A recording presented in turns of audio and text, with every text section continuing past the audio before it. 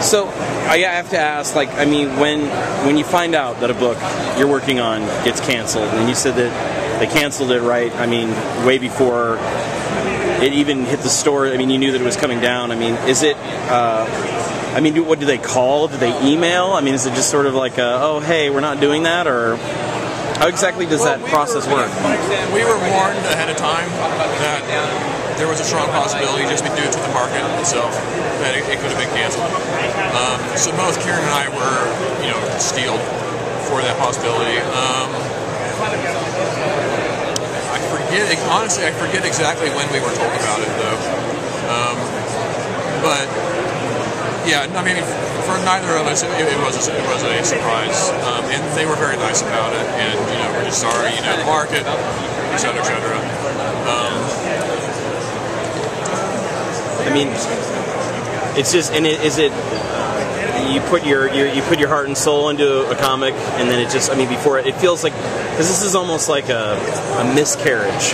Where, I mean, you know what I mean? It's not fully even out there yet. Right. A lot of people don't even get a chance to get to know it, and it's already, I mean, does it speak of how much issue number 1 in coming out in the solicits, how big everything has to be to get that first issue to sell well and solicit? Yeah, it's possible. I mean, I won't pretend to understand a lot about how exactly the comic market works. Yeah. Who knows? Yeah, exactly. I think it's just chicken blood. Right. Yeah. I mean, if we all knew, then we would do everything as possible to make it happen, and everything would be a success, and things would be. Everything would just have Wolverine in it. Yes, exactly. You just put Wolverine, Barack Obama in every comic, and sell it. There you go. Yes. Did you think about putting Wolverine and Barack Obama in issue number 1 for the book? Although we did, in retrospect, consider putting this on the cover. Yeah. Due to the amount of interest that I got on. Yeah. I love that, so that's fine. See. Thank you. Well, thanks. Yes. No, I didn't know if you were. Oh no. I don't know. I mean, it's just. I think that cancellation is just kind of a part of the business, and particularly if you're doing work for hire, you can't really let yourself become too detached to the work itself, because ultimately, you're providing a service to a company. Yeah. And I mean, if you're going to you're going to freak out about it and whine and moan and oh my God, I'm so the gods have done horrible things to me, then you're probably not acting very professionally. And, all right.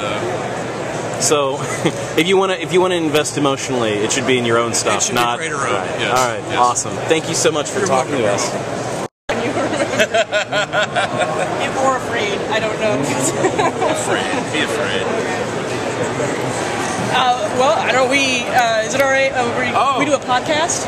Okay. And I really wanted to capture her making you feel nervous and awkward. I'm making her feel nervous and awkward right now.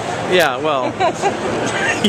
with strangers. My steel memory. Yeah. But we also wanted to talk Young Allies. Yeah. Sure. We're very big very fans. excited for Young Allies. Really enjoyed the Nomad mini and the backup and cap. And, yes. You got anything you can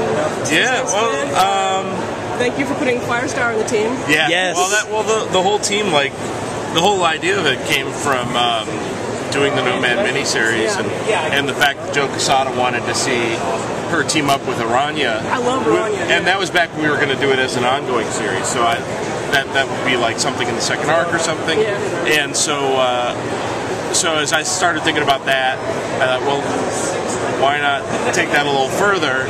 I was just coming off of Teen Titans, and I still had that itch to scratch. Yeah. So I said, well, what if we also took Gravity and got him away from the 50-state initiative? Yeah. And what if we got Firestar, and who's one of my favorite characters? And there was another character that I suggested, and I still can't remember who it is, and it drives me nuts. I can't find the email exchange, but if you said Jubilee right now, I'd jump right over the table. Yeah, is there Jubilee? But it was anyway. Tom Brevoort had recommended using Toro, which was a character from the Heroes Reborn Young Allies. And so I said, oh, that's kind of a cool idea. And so I was able to do my own take on that character, because he's this universe's version of him, you know. So to take all those characters together and put them in the situation where it's not a team book, it's an ensemble cast in a superhero book, you know. And to take these two team dynamics, you got group dynamics. You've got the 3 high school age ones, you know, Aranya and Nomad and Toro, and Aranya and Nomad already have a relationship as, you know, that's unfolding in the pages of Captain America. And then you have Gravity and Firestar, who are both attending NYU. And then you have those two groups interacting with each other, and the differences between them. You know, like Gravity and Firestar both have experience under their belt. Obviously, Firestar a lot more, but Gravity's, you know, been a team leader now, you know, for the initiative, and obviously Firestar was in the Avengers and led the New Warriors for a while. Gravity got like superpowers during Fantastic Four, didn't he? And Dwayne McDuffie's Fantastic Four. And in fact, I wrote this Gravity 11-page story that shows up in Age of Heroes #2. And that's a prelude to Young Allies. And in it, I mean, he talks about like how he's basically an evil clone away from having a full set of superhero merit badges. You know? He's done it all in just a short period of time. So yeah, they both have a lot of experience, and they have a lot in common, and you know, and these kids have stuff in common too. And the way that they all come together is because of an event in the first issue that is brought forth by the Bastards of Evil. Which I think the whole reason I was able to sell Young Allies whatsoever is because of the name Bastards of Evil. Yeah, that's awesome. They're teenage supervillains who are the unwanted or unrecognized children of supervillains. Nice. And you'll see them. You'll see one of them premiere actually one of them chronologically premieres in Age of Heroes #2, but Age of Heroes #2 comes out 2 weeks after Young Allies #1. So in other words, my confusion. More Marvel continuity, like, you know how Cap comes back in books other than Cap before he comes back. And this was like not even because of a scheduling issue. You know, that's the way it is. That's the way it rolled. Yeah, because Age of Heroes was already set for that week in the schedule, and Young Allies was set for this week in the schedule. Yeah, oh well, whatever. You can wait 2 weeks, or you know, you don't have to anyway, because you can go back and appreciate the Gravity story after having read #1. A bit more, you know, because we do reference it in Young Allies #1. But in that story, he meets Warhead, who is the son of Radioactive Man. So, not the one from The Simpsons. That would be awesome. Can I ask what I need to bribe Joe Quesada with to get more Spider-Man Loves Mary Jane? You don't have to bribe him at all. I've been asked, and we've talked about stuff, but nothing has really gotten me excited about going back to it. I feel like I've said a lot. You know, if there's a format or a story, you know, that I really want to explore, then sure.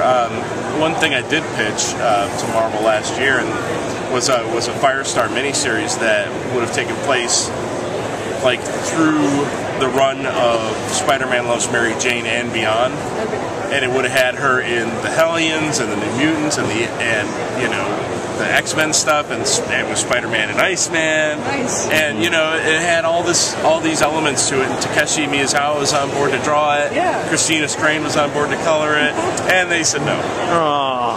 So unfortunately, that didn't happen. But maybe someday. I'm not adverse to the idea of it, and I think that titles like that have sort of a different spin are important to have in the business, you know, or have in the industry. And I enjoy writing them, so, you know, maybe someday, but, you know, I might just move on to something.